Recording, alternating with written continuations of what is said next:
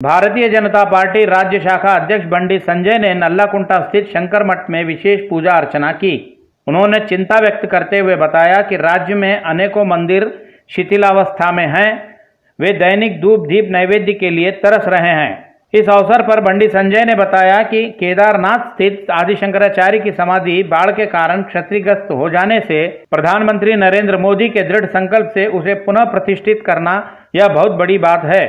उन्होंने कहा कि यदि नरेंद्र मोदी के नेतृत्व वाली सरकार के कारण ऐसा पवित्र कार्यक्रम संपन्न हुआ है और अयोध्या में राम मंदिर का निर्माण हो रहा है और धारा 370 भी रद्द किया गया है, यदि दूसरी सरकारें होती तो यह सब कभी संभव नहीं हो पाते।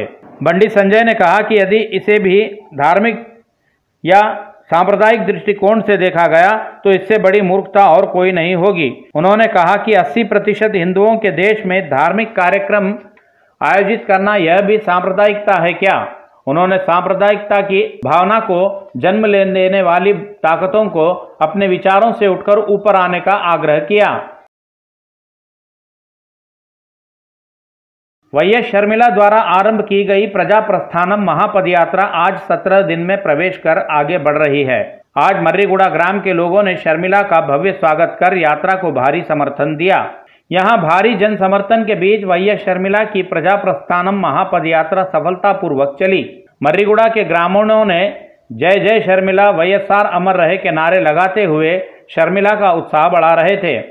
इस अवसर पर शर्मिला ने ग्रामीण लोगों से कहा कि चुनाव में भी आपकी इसी तरह समर्थन एवं सहयोग मिला तो राज्य में राजन्ना का राज आ जाएगा।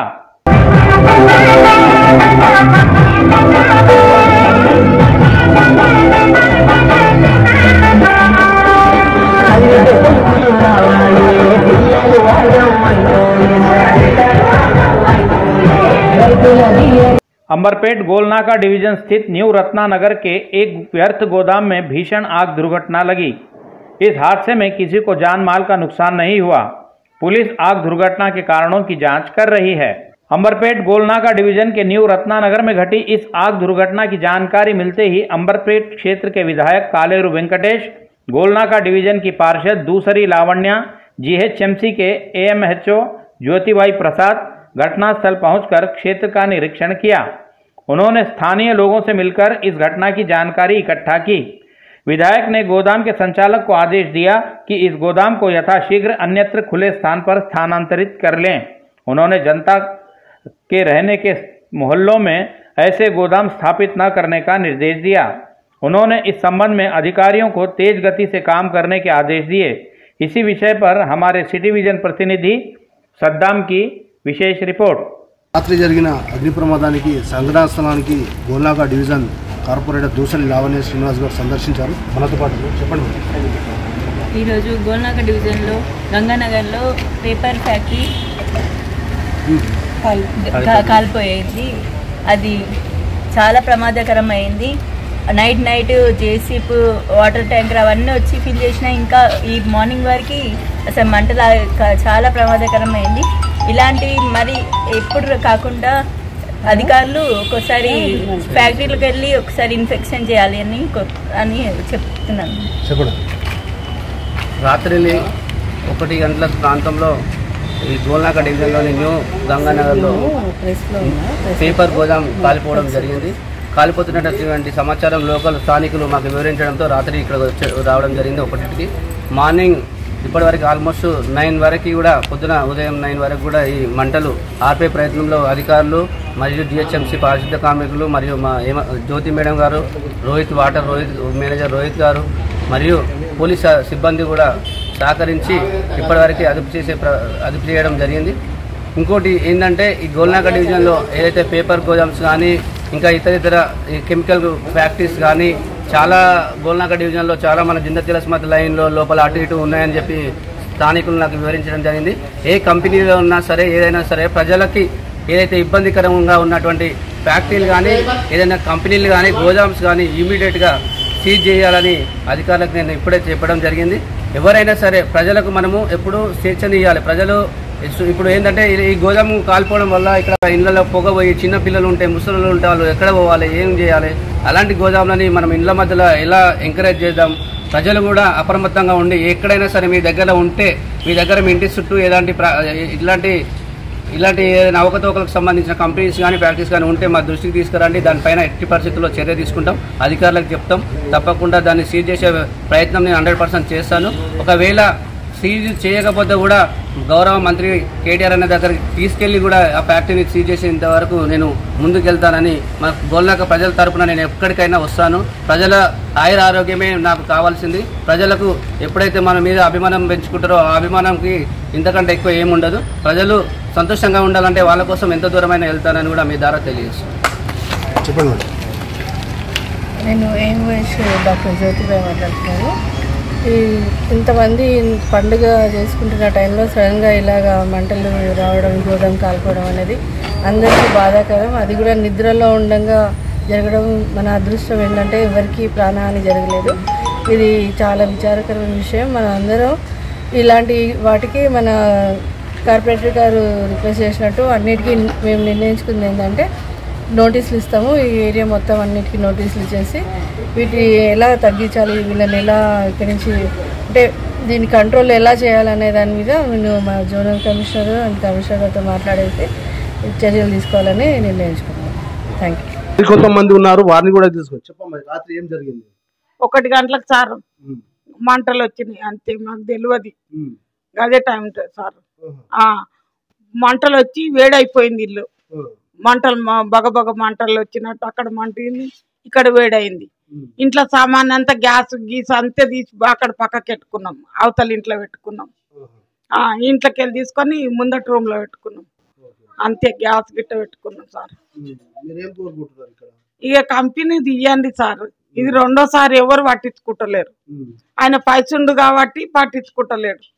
ఇక మేము గరీబుల్లో ఇల్లు కూలిపోయినాక ఎక్కడ పోవాలి సార్ మేము? మీరే చెప్పండి. ఇల్లు కట్టుకో, నెంటికి ఇచ్చుకో. అంత రాత్రి లేచి ఉరకాలే, మాకు చేతగానే కుంటోళ్ళం మేము, కాలిరిగి పానాలు బాగలేక. అయితే రాత్రి జరిగిన ఘటనకు ఇక్కడ ఉన్నటువంటి స్థానికులు ఆందోళనకు గురయ్యారు. ఏదైతే ఈ పక్కనే ఈ ఫ్యాక్టరీ ఉండడం వలన, ఎందుకంటే ఈ ఫ్యాక్టరీ వలన ఈ భారీగా ఎగిసిపడిన మంటల వలన ఈ గోడలకు పర్రెలు వచ్చాయి. మనం చూడవచ్చు, ఎటు చూసినా మొత్తం నల్ల రంగు మనకు కనిపిస్తుంది. అంటే ఇలాంటి ఘటనలు జరుగుతున్నా కానీ ఇది 2వసారి ఈ కంపెనీకి ఏదైతే అగ్ని ప్రమాదం జరిగింది, ఇది 2వసారి. తక్షణమే ఇక్కడ నుంచి ఈ కంపెనీని తీసివేయాలనేసి ఇక్కడ ఉన్నటువంటి స్థానికులు తెలుపుతున్నారు. మరియు అటు అంబర్పేట ఎమ్మెల్యే కాలేరు వెంకటేష్ కూడా ఇప్పుడే ఇక్కడ సంఘటన స్థలాన్ని సందర్శించారు మరియు అధికారులను ఆదేశించారు. తక్షణమే ఇక్కడ నుంచి ఫ్యాక్టరీని తీయించేసేయాలనేసి వారు తెలిపారు. ईंधन की कीमतों पर टैक्स घटाते हुए केंद्र सरकार द्वारा लिए गए निर्णय का भारतीय जनता पार्टी महिला मोर्चा राज्य शाखा अध्यक्ष गोदावरी अंजिरेड्डी ने हर्ष व्यक्त किया है। इस मौके पर उन्होंने पटनचेरू विधानसभा क्षेत्र के रामचंद्रपुरम राजमार्ग पर शहरी कमेटी के तत्वावधान में प्रधानमंत्री नरेंद्र मोदी के चित्र का दुग्धाभिषेक किया। नरेंद्र मोदी के चित्र के दुग्धाभिषेक कार्यक्रम का आयोजन भारतीय जनता पार्टी शहरी समिति के तत्वावधान में किया गया। इस कार्यक्रम में महिला मोर्चा राज्य शाखा अध्यक्ष गोदावरी अंजिरेड्डी ने उपस्थित होकर कहा कि केंद्र सरकार ने डीजल पर 10 रुपए तथा पेट्रोल पर 10 रुपए 5 पैसे घटाकर बहुत बड़ा कार्य किया है। यह निर्णय काफी सराहनीय है। उन्होंने राज्य सरकार से कहा कि राज्य सरकार भी ईंधन की कीमतों पर करों को घटाकर राज्य की निम्न तथा मध्यम वर्ग के लोगों को राहत देना चाहिए। उन्होंने इस आग्रह को भारतीय जनता पार्टी की ओर से एक बड़ी मांग है बताया। देश में दिन प्रतिदिन कोरोना मामलों में घट बढ़ दिखाई दे रही है। कल देश भर में कोरोना के 12,729 नए मामले दर्ज हुए और 221 लोगों की मौत हो गई। देश में घटती बढ़ती कोरोना की संख्या के चलते कल एक दिन में 12,165 लोग स्वस्थ हुए। देश भर में इस समय कोरोना से पीड़ित 1,68,922 लोगों का होम क्वारंटाइन तथा अस्पतालों में उपचार चल रहा है। देश में अब तक कोरोना से 3,37,24,959 लोग उपचार के बाद स्वस्थ हुए हैं और मरने वालों का आंकड़ा 4,59,873 पर पहुंच गया है।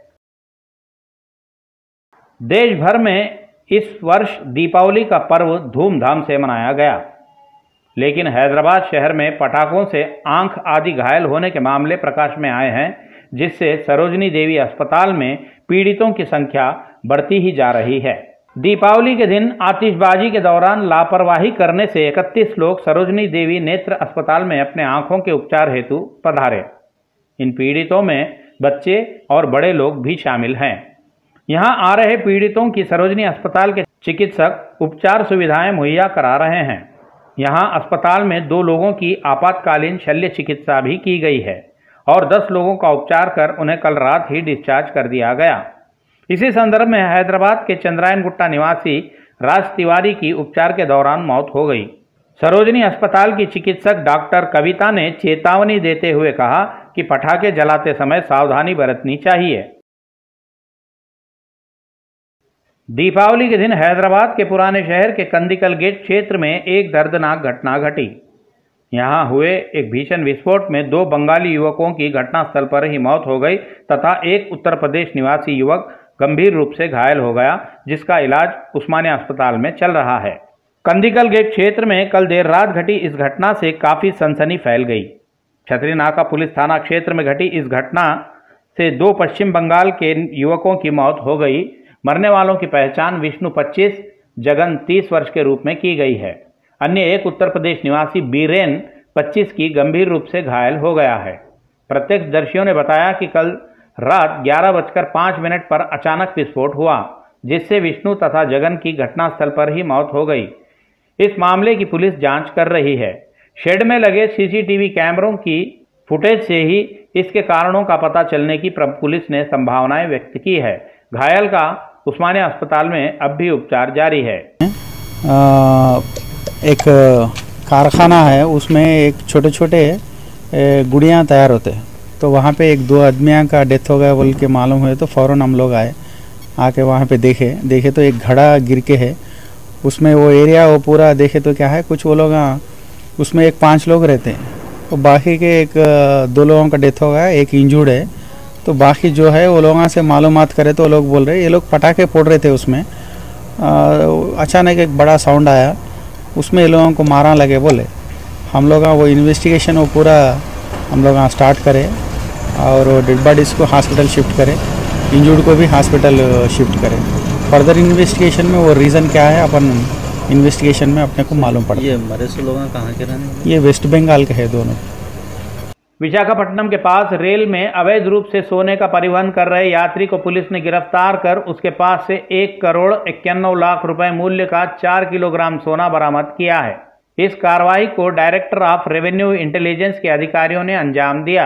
सोने की अवैध रूप से तस्करी की विश्वस्त सूचना के आधार पर डीआरआई के दल ने हावड़ा सुपरफास्ट एक्सप्रेस रेल को विशाखापट्टनम स्टेशन पर रोक दिया।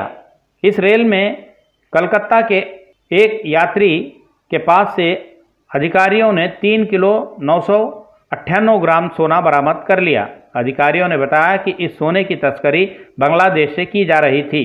पुलिस मामला दर्ज कर आगे की जांच कर रही है। 44 years ఈయన క్లోత్ వ్యాపారం చేస్తుంటాడు, బిజినెస్ చేసుకుంటా ఉత్తరప్రదేశ్లో బుద్ధాన్ డిస్టిక్లో ఉంటాడు వీడు. ఇతని ఏమైందంటే తోటి ప్రయాణికులు అమాయకుల ప్రయాణికుల్ని చూసుకుంటాడు. ఏం చేసుకొని అతనికి బిస్కెట్లో కానీ ఏమైనా ప్రసాదంలో కానీ కాజులో కానీ వేరే వేరే ఫ్రూట్స్లో కానీ ఏమైనా మత్తు మంది చేసి వాడు కొద్దిగా మత్తులో పోగానే వీడు వాడి దగ్గర ఉన్న చైన్ కానీ పైసలు కానీ సెల్ ఫోన్ కానీ అలాంటివి తప్పుకోవడానికి మంచి వీడు. ఈయనని మేము మా దగ్గర 20లో అయిన కేసు గురించి ఎన్నో చోట్ల చూసాం కానీ ఇక్కడ దొరకలేదు, కానీ వీడు బయటకు రాలేదు. ఈ మధ్యలో మనకు అతను బయలుదేరిండి అక్కడి నుంచి అని తెలవగానే మేము ఒక కాపీ వేసేసి నిన్న వాడిని అప్రాండ్ చేసాము. ఇతని పర్టికులర్స్ మన దగ్గర అంతకుముందు 2 కేసులు అయినాయి. ఆ 2 కేసులు ఒకటేమో బలార్షా, ఇంకో కేసేమో ఒంగోలు మన ఆంధ్రాలో. ఈ 2 కేసులు మా దగ్గర ఒక కేసు ఉంది. టోటల్గా 3 కేసులు వీడికి కన్ఫెస్ చేస్తాడు. వీడి ఏమి ఇదే వాడికి ఒకేసారి కోటీశ్వరుడు అవ్వాలనే ఆశతోటి వీడికి జనాలని నమ్మించి లేడీస్ మెయిన్ అలాగే అమ్మాయిలు ఉంటారు కొంతమంది ట్రైన్లో ప్యాసింజర్లో అక్కడక్కడ కూర్చుంటారు. సింగిల్గా ఉన్న మనిషిని టార్గెట్ చేసుకొని పడుతుంటారు. వీడు రెడ్ హ్యాండెడ్గా మనకు దొరికిండ్రు. మన ఆర్పిఎఫ్ సిబ్బంది సాయంతో వాడిని ట్రెస్ చేసేసి వాడి సెల్ ఫోన్ ట్యాప్ చేసి వాళ్ళని పట్టుకోవడం జరిగింది.